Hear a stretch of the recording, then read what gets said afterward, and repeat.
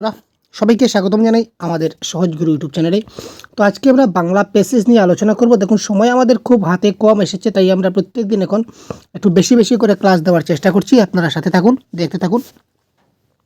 তো আজকের ক্লাসে আমরা প্যাসেজ এবং পোয়েম নিয়ে আলোচনা করব। আমাদের পরীক্ষায় একটা প্যাসেজ এবং একটা পোয়েম আসবে যদি আপনার ল্যাঙ্গুয়েজ 1 হয়, আর যদি আপনার ল্যাঙ্গুয়েজ 2 হয় তাহলে দুটো প্যাসেজ থাকবে। তো আজকে আমি একটা প্রিভিয়াস ইয়ার কোয়েশ্চন নিয়ে এসেছি হাতে, পিওয়াইকিউ দেখতে পাচ্ছেন। আজকে আমার হাতে একটা পিওয়াইকিউ থাকবে, প্রিভিয়াস ইয়ার কোয়েশ্চন। আর আমি আজকে এই প্রিভিয়াস ইয়ার কোয়েশ্চনের যে প্যাসেজ এবং কবিতা এসেছিল, এটা আমি আপনাদের সম্মুখে সমাধান করব। আপনাদের সামনে আমি সেটা এই সম্পূর্ণটা বেছে বেছে কী করে সমাধান করতে হয় অতি সহজ পদ্ধতিতে, সেই জিনিসগুলো আজকে আমি শেয়ার করব এবং কারেক্ট আনসার কী হয় আপনাদেরকে দেখিয়ে দেবো। এবং এখান থেকে আপনারা বুঝতে পারবেন যে কী ধরনের প্রশ্ন আমাদের প্যাসেজ থেকে এবং কবিতা থেকে আসে। শুধুমাত্র বাংলা ব্যাকরণে যদি সামান্য নলেজ থাকে ভাই, শুধুমাত্র বাংলা ব্যাকরণে যদি সামান্য নলেজ থাকে, তাহলে আপনি প্যাসেজ এবং প্যাডাগজি থেকে প্যাসেজ এবং পোয়েম থেকে আমাদের যে 15 নম্বর আসতে চলেছে, আপনি কিন্তু 15-এর মধ্যে 15 পেতে চলেছেন, 100% গ্যারেন্টি। আপনি 15-এর মধ্যে 15 পাবেন। শুধুমাত্র আপনাকে বাংলা ব্যাকরণের দিকে একটু জ্ঞান অবশ্যই থাকা চাই। Clear sir? তো চলুন দেরি না করে আমরা আজকের এই প্রিভিয়াস এর কোয়েশ্চনটা আমরা একবার দেখে নেই। একটা প্যাসেজ, ইয়েস, একটা বহুত বড় একটা প্যাসেজ আমরা পেলাম, অনেক বড় বিশাল। তো এই প্যাসেজটাকে এবার আমরা সলভ করব ভাই। প্রথমেই আমি চলে যাই, আমি প্যাসেজ যখন সলভ করব তখন আমি প্যাসেজ ডাইরেক্ট পড়তে যাব না, অনেক সময় চলে যাবে আমার। প্রথমেই চলে যাই প্রশ্নয়। প্রথম প্রশ্ন দেখে দেখে আমি আনসারে যাব। ঠিক আছে? প্রথমেই ট্রিক হচ্ছে, প্রথমে আমরা কি করব না, প্যাসেজটাকে পড়ব না। প্যাসেজ সলভ করার নাম্বার 1 ট্রিক, প্রথমে আমি প্যাসেজটাকে পড়তে যাব না। পড়লে ভালো হবে, ডোন্ট ওয়ারি, ভালো হবে না তেমন কথা বলছি না, পড়লে খুব ভালো। কিন্তু আপনি সময় দিয়ে পারবেন না, আপনার টাইম ম্যানেজমেন্ট হবে না। যদি প্যাসেজ পড়তে লাগেন তাহলে কিন্তু অনেক সময় নষ্ট হয়ে যাবে। তো প্রথমে আমরা যাই কোয়েশ্চনে, ডাইরেক্ট কোয়েশ্চন টু প্যাসেজে যাব। পর্বদিনে গঙ্গা স্নান করিতেন এবং ভোরবেলায় বিছানায় বসে কি জানি কি নাম বা মন্ত্র জপ করিতেন। বাক্যটি সাধু ভাষায় রূপান্তর করলে কি হবে? তো এই প্রশ্নটা আমরা প্যাসেজে যদি সারা দিন রাত 24 ঘন্টা যদি প্যাসেজে খুঁজি তাহলে পাবো না। তার কারণ কি স্যার? তার কারণ হচ্ছে বাংলা ব্যাকরণের যেগুলা প্রশ্ন আসবে, বাংলা গ্রামারের যেগুলা প্রশ্ন আছে, এগুলা কিন্তু আমরা প্যাসেজে কখনো পাবো না। গ্রামারগুলো আমাদের নিজস্ব যে গ্রামারগত যে জ্ঞান আছে, ব্যাকরণিক যে জ্ঞান আমাদের মধ্যে রয়েছে, আমরা যে এতদিন কনসেপ্টগুলো পড়েছি, তো এই কনসেপ্টগুলো থেকে কিন্তু আমাদের এই আনসারগুলো করতে হবে। তো এখানে দেখি আমরা 91 এর কারেক্ট আনসার কী হবে? এখানে আমরা জেনারেলি আমরা জানি সাধু ভাষা, চলিত ভাষার ক্ষেত্রে প্রথমত ক্রিয়াপদের পরিবর্তন হয়। তো প্রথমত আমরা ক্রিয়াপদগুলা দেখি। এখানে হচ্ছে করতেন। তো যেহেতু প্রশ্নে করতেন আছে, তার মানে উত্তরে এটা করতেন, এটা কিন্তু হবে না। উত্তরে 2 নম্বরে করতেন আছে, মানে এটা হবে না। ঠিক আছে? তো এটা হচ্ছে বসে। একটু আমরা ট্রিকে সলভ করার চেষ্টা করব। এটা হচ্ছে বসে। তার মানে অপশন নাম্বার 4 এ দেওয়া আছে, এখানে দেখুন বসে, তার মানে বসে থেকে তো বসে হবে না, এটা বসিয়া হবে। তো 2 নম্বর এবং 4 নম্বর আমরা কাটা গেল। এখানে হচ্ছে করতেন। দেখো আমি কিচ্ছু জানি না, কিন্তু সাধু ভাষা, চলিত ভাষা থেকে কি করে আনসার, সাধু ভাষা কি, চলিত ভাষা কি, আমি কিচ্ছু জানি না। আমি ডাইরেক্ট সলভ করছি। এখানে করতেন, তার মানে প্রশ্নে করতেন আছে, তার মানে উত্তরে করতেন হবে না। তো করতেন হবে না মানে option number 2 cancel. Clear sir? এখানে আরেকটা ক্রিয়াপদ পেয়েছি বসে। তার মানে বসে যখন প্রশ্ন আছে, উত্তরে কিন্তু বসে হবে না। উত্তরে বসেটা হবে না। তার মানে অপশন নাম্বার 4 টাও কাটা। এখানে করতেন, এখানে করতেন। তো করতেন অপশন নাম্বার 3 তে দেওয়া আছে করতেন। তো এই অপশন নাম্বার 3 টাও কিন্তু হলো না। দেখুন অটোমেটিক্যালি 3 টা অপশন কেটে গেল। Ultimately option number 1 is the right answer. পর্বদিনে গঙ্গা স্নান করিতেন আর ভোরবেলায় বিছানায় বসিয়া কি জানি কি নাম বা মন্ত্র জপ করিতেন। এইভাবে যদি আমরা সাধু চলিত ভাষাগুলো সলভ করি তাহলে 100% গ্যারান্টি আপনার ভুল হবে না এবং আপনি ডাউট থাকবে না আপনার। Clear sir?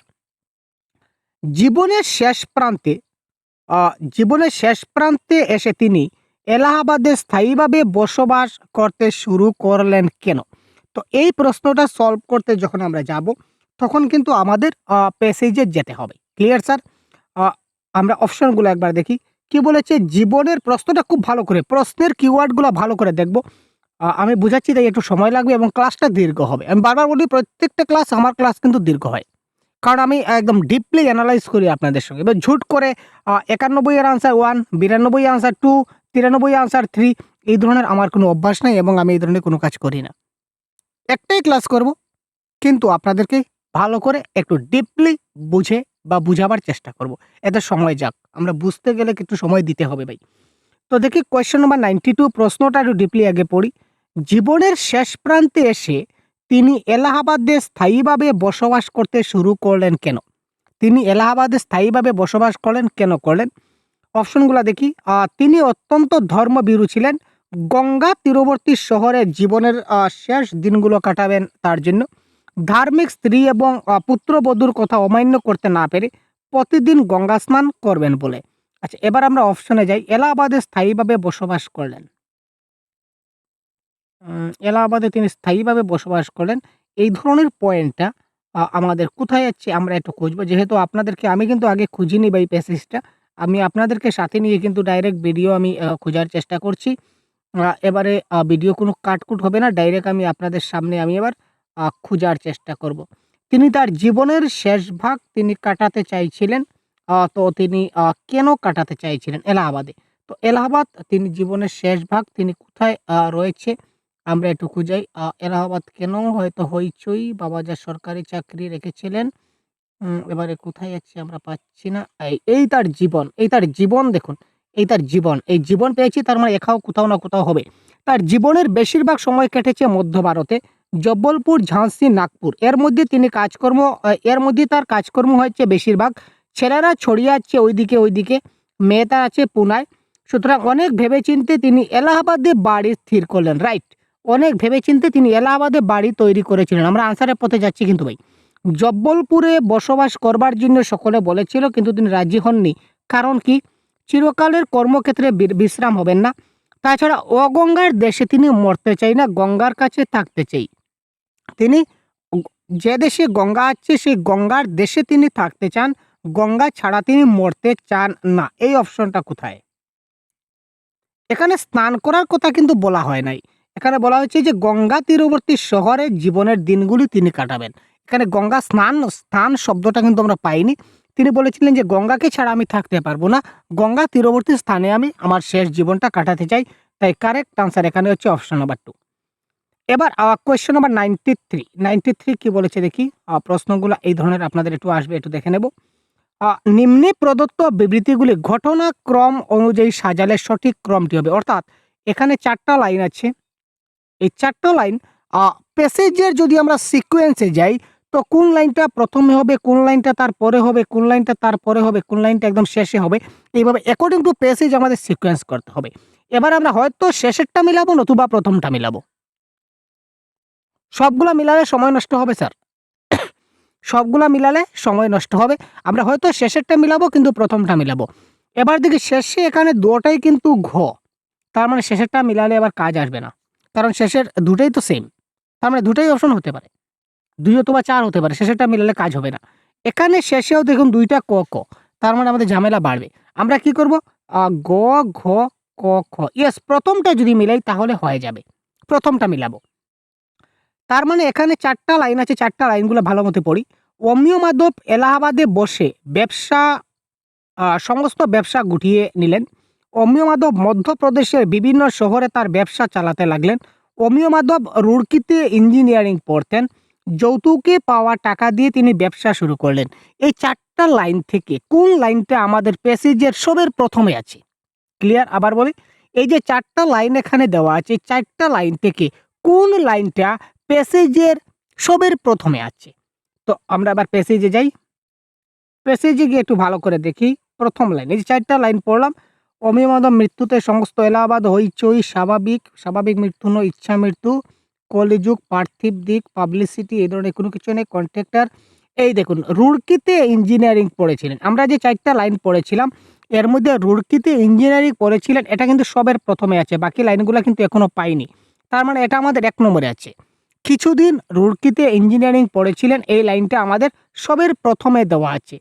তো এখানে দেখি রুড়কিতে ইঞ্জিনিয়ারিং পড়তেন। তার মানে এই যে গ নম্বরটা সবের প্রথমে ছিল, তাই না? তো এই দেখুন গটা সবের প্রথমে আছে। বাকি এখানে গ প্রথমে নাই, গ প্রথমে নাই, গ প্রথমে নাই। তার মানে option number 1 is the right answer. বাকিগুলো মিলানোর দরকার নেই। যদি মিলাই তাহলে অটোমেটিক আমরা পাবো। তারপরে আমাদের যৌতুক আসবে, তারপর এই অপশন নাম্বার খ আসবে, তারপর সবার শেষে ব্যবসা গুটানো হবে। এগুলা মিলিয়ে সময় নষ্ট করব না। ডাইরেক্ট অপশন হবে, এইভাবে আপনারা ট্রিকের মাধ্যমে আপনারা সলভ করার চেষ্টা করুন। দেখবেন আপনারা অনেক কিছু আপনারা সময় বাঁচাতে পারবেন। নিম্নে প্রদত্ত কোন বিশেষণটি অমিয় মাধবের চরিত্র বর্ণনায় প্রযোজ্য নয়?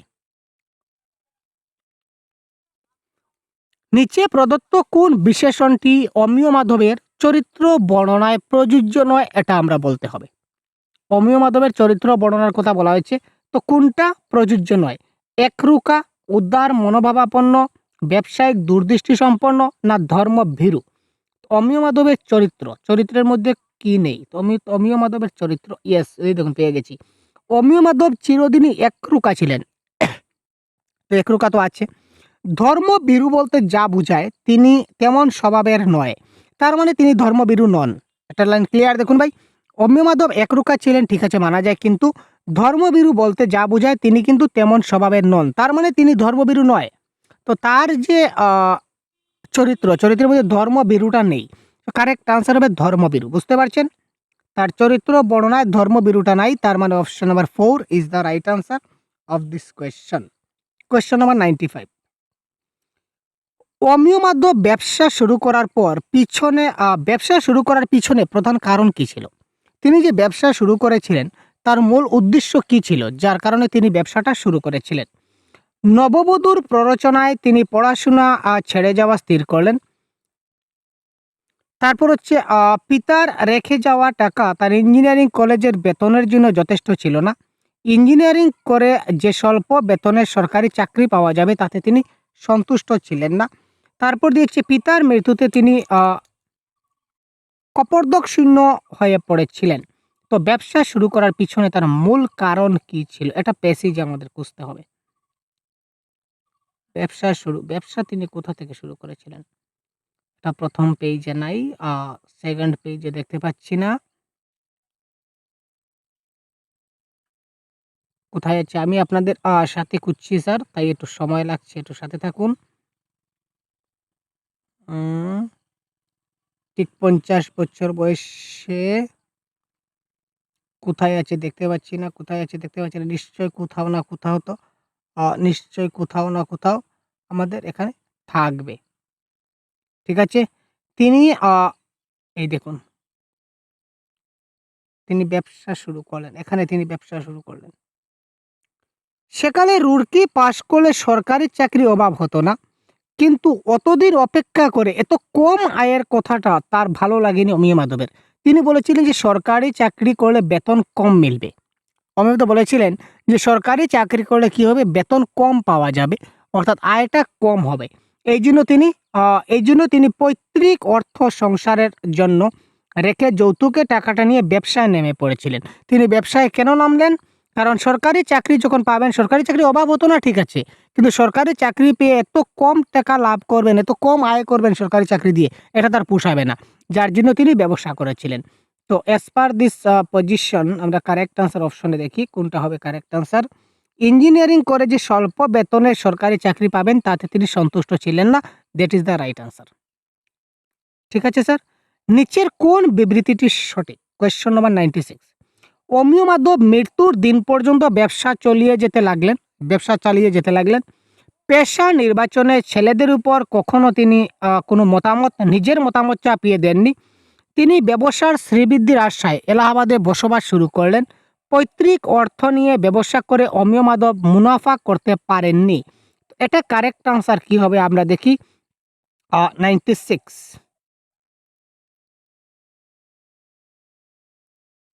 এর মধ্যে ছেলেরা মানুষ হয়ে গিয়েছিল, যার যা ইচ্ছা তাকে সেই পথে যেতে দিয়েছিলেন অমিয় মাধব।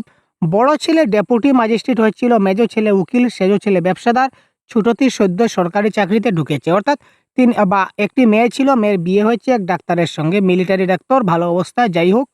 তো কথা হচ্ছে এখানে প্রশ্ন কি ছিল যে অমিয় মাধব তার ছেলেদেরকে তার নিজের ইচ্ছা মতো পেশায় নিয়োগ করেননি, যে যার ইচ্ছা মতো, এই দেখুন, যার যা ইচ্ছা তাকে সেই পথে যেতে দিয়েছিলেন অমিয় মাধব।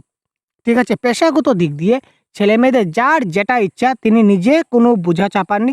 যার যে ইচ্ছা সেই ইচ্ছায় তারা কি করেছিল? নিজে থেকে কাজ করেছিল। তো অ্যাকর্ডিং টু দিস অপশন কোনটা কারেক্ট আনসার হবে? এই দেখুন, পেশা নির্বাচনে ছেলেদের উপর কখনো নিজের মতামত চাপিয়ে দেননি। ছেলেরা তাদের নিজের পছন্দ মতো, নিজের ইচ্ছা মতো তারা তাদের পেশা নির্বাচন করেছিল। এটা কারেক্ট আনসার। যার যা ইচ্ছা তাকে সেই পথে যেতে দিয়েছিলেন অমিয় মাধব। এটা কোন শ্রেণীর বাক্য? 97।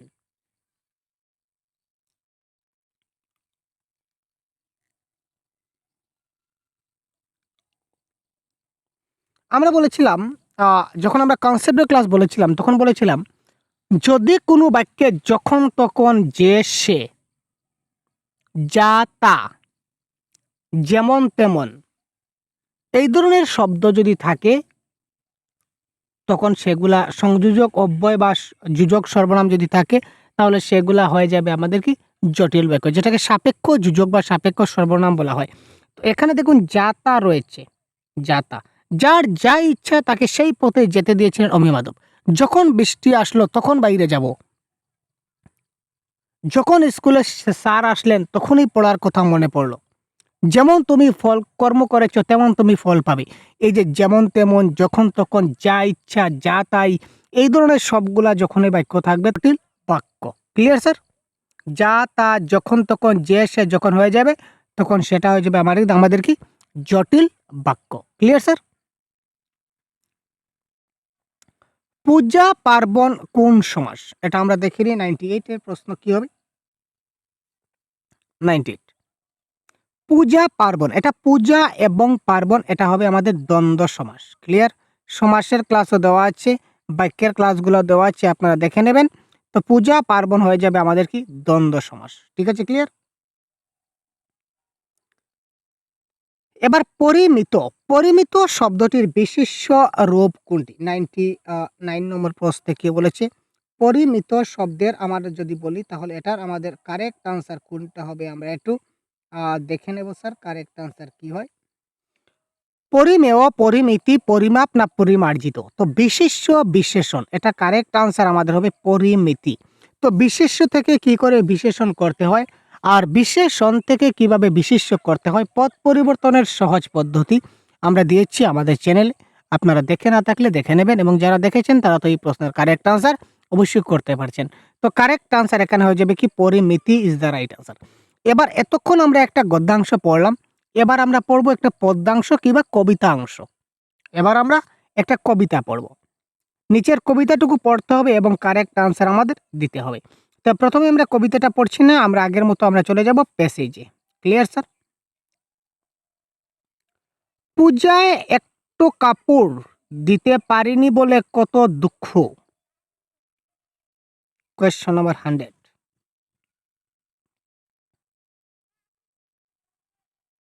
পুজোয় একটু কাপড় দিতে পারিনি বলে কত দুঃখ, এটাকে যদি আমি কথ্য ভাষায় বলি তাহলে তার সঠিক রূপ কি হবে? এবার দেখুন এখানে প্রশ্নে আছে একটু, একটু, তার মানে এখানে একটুটা যেখানে হবে এটা কারেক্ট আনসার হবে না, এটা হচ্ছে কাপড়, তো কাপড় হবে না, যেখানে কাপড় আছে এটা আমি কেটে দিলাম। ঠিক আছে স্যার? এখানে আছে দুঃখ, তো দুঃখ হবে না, অপশন নাম্বার 3 তে দুঃখ আছে, তার মানে অপশন নাম্বার 3টাও কাটলাম। তো এইভাবে 3টা অপশন যখন কাটলাম তখন ultimately option number 1 is the right answer. পুজোয় একটা কাপড় দিতে না পারিনি, পূজায় একটা কাপড় কি ছিল? পুজোয় একটা কাপড় দিতে পারিনি বলে কত দুঃখ। Clear sir? বাতাস, তুই আমার পুণ্যির গাছ ছুঁয়ে আসিস, উক্তিটিতে কিসের ব্যাকুলতা প্রকাশ পেয়েছে? তো এটা কবিতা একটু পড়ি, না হলে বোঝা যাবে না। টাকার অভাবে বেটিটুর বিহা দিতে পারিনি, উত্তর প্রদেশের ছোড়া 500 টাকায় কিনে নিয়ে গেল, আজও কোনো খবর পাইনি জানটা যে কি করে, ঘর দূর ফাঁকা ফাঁকা মা লক্ষ্মী আছে কেমন করে, পূজায় একটা কাপড় দিতে পারিনি বলে কত দুঃখ, লাল পেরে চেয়েছিল কটা টাকার জন্য তোরে, ছেড়ে দিতে হলো বিদেশি বিবুয়ে, বাতাস তুই আমার পুণ্যের গাছ ছুঁয়ে আসিস। অর্থাৎ এখানে একজন ব্যক্তি উনি বলেছেন যে টাকার অভাবে তিনি তার মেয়ের বিয়ে দিতে পারেননি, তার জন্য তিনি উত্তরপ্রদেশের একটি ছেলের কাছে তিনি তাকে 500 টাকায় বিক্রি করে দিয়েছেন।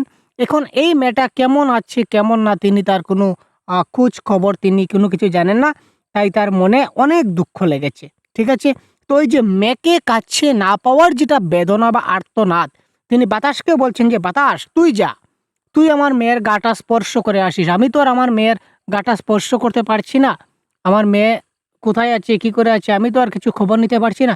তুই গিয়ে আমার মেয়ের গাটা স্পর্শ করে আসিস। তো এখানে কারেক্ট অ্যান্সার হবে কন্যার স্পর্শ পাওয়ার ব্যাকুলতা। ঠিক আছে, বুঝা গেল স্যার? পিতার অসহায় যে করুণ চিত্রটি এখানে ফুটে উঠেছে তার কারণ কি? 102। পত্নী বিয়োগের পর দ্বিতীয় বিবাহ না করার পশ্চাত্তাপ, দীর্ঘদিন মেয়ের হাতে রান্না খেতে না পারার দুঃখ, অর্থ অভাবের দরুন বিয়ে দিতে না পেরে মেয়েকে দুর্দশে বিক্রি করার যন্ত্রণা। Right option, correct answer 3। এইমাত্র আমরা যে কবিতাটা পড়লাম এতক্ষণে আমরা আনসারটা পেয়ে গেছি যে টাকার অভাব ছিল না, টাকার অভাব ছিল, অভাবের কারণে তিনি মেয়েটার বিয়ে দিতে পারেননি। তিনি 500 টাকায় উত্তরপ্রদেশের একটা ছেলের কাছে তাকে বিক্রি করে দিয়েছেন। তো মেয়েকে দুর্দশে বিক্রি করার যেটা যন্ত্রণা, এটাই ছিল পিতার অসহায়তার মূল করুণ চিত্র। 102।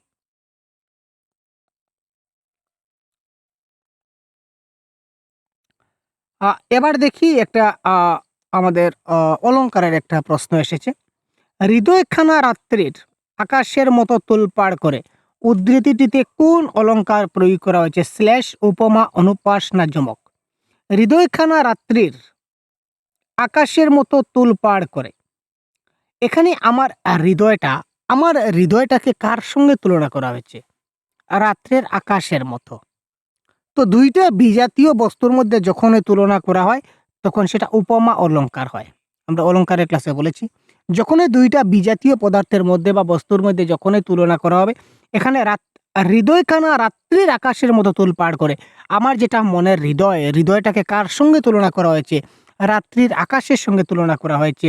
সুতরাং যখনই এই দুইটা বিজাতীয় বস্তুর মধ্যে তুলনা বুঝাবে তখনই সেটা উপমা অলংকার হয়ে যাবে। বাবা কি রাঁধবো চাল বাড়ন্ত, এখানে বাড়ন্ত শব্দের অর্থ কি? আমরা একটু দেখি। মামুরা মেয়ে গোবর ঝুড়ি নামিয়ে রেখে হেসলে, আসতিস বাবা কি রানবো চাল বাড়ন্ত, খুদটুকু যা রাঁধছিস একেবারে অমৃত, বুড়া বয়সে ভগবান আমায় কত দুঃখ দিলে। অর্থাৎ এখানে মেয়েটা বলছে যে বাবা কি রানবো, ঘরে তো চাল প্রায় নাই, ঘরে চাল নাই। তো তাই বলছে যে বাবা কি রাঁধবো চাল বাড়ন্ত, যেটুকু খুদ ছিল সেইগুলাই তো রাঁধতে হবে। খুদটুকু যা রাঁধছিস একেবারে অমৃত। খুদ যেগুলো রান্না হয়েছিল, তুমি খুদ যেগুলো রান্না করেছিল, তো চাল নাই, চালের অভাবে সে কি করেছিল? খুদ রান্না করেছিল। যে সেই ক্ষুধার অভাবের তাড়নায় সেই খুদটুকু তার কাছে অমৃত সম লাগছে। সুতরাং এখানে বাড়ন্ত শব্দের অর্থ হচ্ছে প্রায় শেষ বা নাই। নাই অর্থে ব্যবহৃত হয়েছে, বাড়ন্ত মানে নাই। তো এখানে নাই ধরনের কোনটা অপশন আছে আমরা দেখি। পর্যাপ্ত মানে অনেক আছে, এটা হবে না। একটু জুম আউট করি। আচ্ছা, পর্যাপ্ত মানে অনেক আছে, অপর্যাপ্ত কথা নাই। যথেষ্ট মানে অনেক আছে, এটা হবে না। কারেক্ট আনসার নিঃশেষিত মানে নাই, প্রায় শেষ। বাবা কি রানবো চাল বাড়ন্ত মানে একদম নাই, যা ছিল খুদেই রান্না করেছি, বাস শেষ। কবিতাটির মাধ্যমে কি প্রকাশ পেয়েছে? 105। এটা তো আপনারা এতক্ষণে দিয়ে দিয়েছেন। কন্যার মৃত্যুতে পিতার মানসিক চাপ, মৃত্যু হয়েছে কিনা না সেটা আমরা জানি না।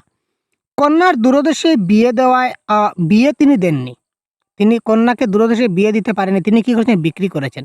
পত্নীর মৃত্যুতে আছে সেরকম কোনো কথা দেখতে পাই না। তো কারেক্ট আনসার দৈন্য দায়ে কন্যা বিক্রি করতে বাধ্য পিতার হাহাকার। তিনি কন্যাকে বিয়ে দেননি, তিনি কন্যাকে 500 টাকায় বিক্রি করেছিলেন, যেটা কবিতায় আমরা দেখেছিলাম। আবার একবার আপনাদের দেখিয়ে দেই। এই দেখুন, টাকার অভাবে বেটিটুর বিহা দিতে পারিনি মানে বিয়া দিতে পারেননি, উত্তর প্রদেশের চূড়া 500 টাকায় কিনে নিয়ে গেল, সে কিনে নিয়ে গেল অর্থাৎ তিনি বিক্রি করে দিয়েছেন। ঠিক আছে, ক্লিয়ার স্যার? আচ্ছা, এবার আমরা একটা প্যাসেজ এবং একটা কবিতা আমরা দেখে নিলাম, সারলাম।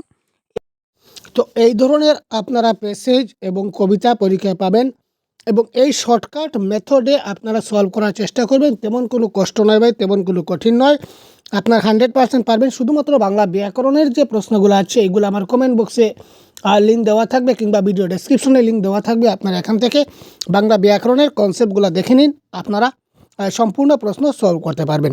তো আজকের ক্লাস এই পর্যন্তই। ধন্যবাদ, ভালো থাকবেন, জয় হিন্দ।